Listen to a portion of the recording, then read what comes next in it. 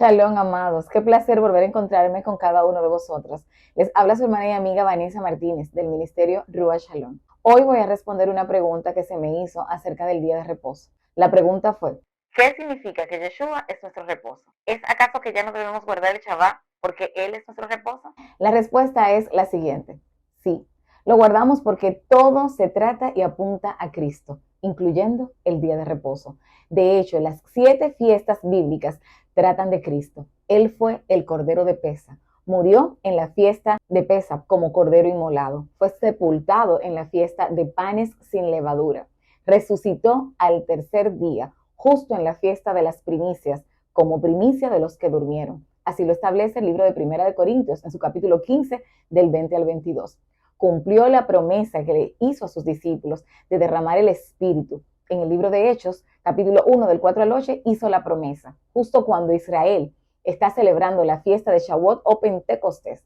Y esto último lo puedes encontrar en el capítulo 2 del libro de los Hechos, fiesta en la que se recuerda que Moisés descendió con las tablas de la ley y ahora el Espíritu viene a escribir la ley en nuestros corazones. Regresará en la fiesta de las trompetas.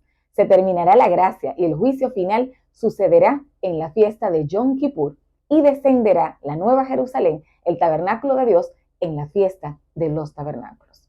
Así es que, como pueden ver, las fiestas bíblicas apuntan todas a Cristo. Él es el Sod, el secreto escondido detrás de cada fiesta. Y si me acompañas al libro de Levítico en su capítulo 23, donde están instituidas las fiestas, vas a descubrir que la primera fiesta que debemos observar es el Shabbat. Leamos, Levítico 23. Habló Yahweh a Moisés diciendo: habla a los hijos de Israel y diles: las fiestas solemnes de Yahweh, las cuales proclamaréis como santas convocaciones, serán estas. Y comienza con la primera fiesta.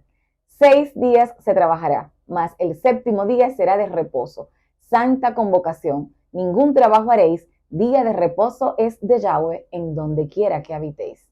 Algunos, con sabiduría en su propia opinión, alegan que solamente si hubiera templo se podría guardar el día de reposo. Pero no es así, mis amados, porque claramente dice el versículo: en donde quiera que habitéis.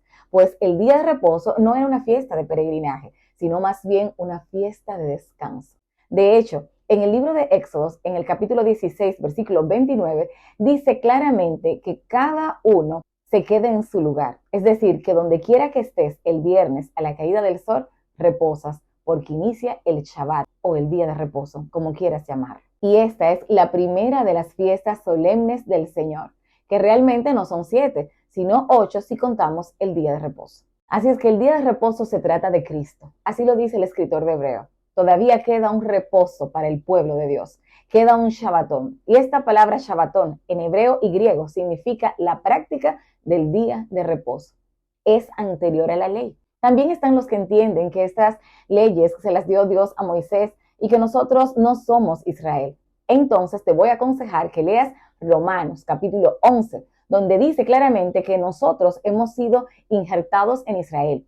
Y en Efesios, en su capítulo 2, versículo 19, dice que somos conciudadanos de Israel. Habla de que ya no somos gentiles ni extranjeros, somos parte del pueblo de Dios. Es decir, ya no somos extraños para nuestro Creador, somos llamados hijos de Israel.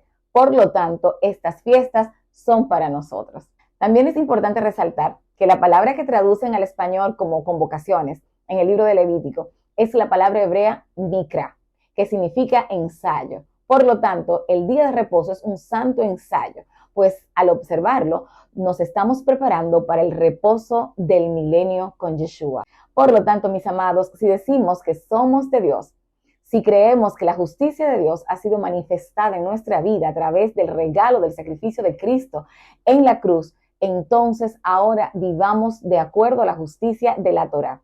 No para ser salvos, sino porque somos salvos por amor a Dios. No por temor a las consecuencias, sino por obediencia a lo que Él dejó establecido en su palabra. Entonces, claro que sí, guardamos el Shabbat, pues el Shabbat es una sombra de Cristo. Así lo dice Pablo en el libro de Colosenses, en su capítulo 2, versículo 16 al 17. Por tanto, nadie os juzgue en comida o en bebida, o en cuanto a días de fiesta, luna nueva o días de reposo, todo lo cual es sombra de lo que ha de venir, pero el cuerpo es de Cristo. Y estos versículos han sido malinterpretados Lastimosamente, muchos lo han utilizado como base para negarse a observar el día de reposo y celebrar las fiestas. Y es por no entender el contexto histórico del libro. Pues los colosenses no eran judíos, amados, no eran judíos practicantes de la Torá, eran gentiles que estaban viniendo al conocimiento del Dios de Abraham, Isaac y Jacob. Estaban empezando a comer limpio, estaban empezando a contar el mes, miraban el cielo y veían la silla de la luna y decían, es principio de mes, y contaban los 15 días siguientes para así saber cuándo iniciaba Pesa, la fiesta de los tabernáculos, etc. Estaban empezando a guardar las fiestas, empezaron a contar las lunas nuevas y a guardar los días de reposo. Y sus compatriotas los estaban juzgando. Sus compatriotas, hermanos, no los judíos. De hecho, si usted lee el capítulo 15 del libro de Hechos, se da cuenta que los judíos fariseos querían que los gentiles que se convertían a Cristo, es decir, los gentiles que abrazaban la fe, se circuncidaran, que guardaran toda la ley que Dios le entregó a Moisés.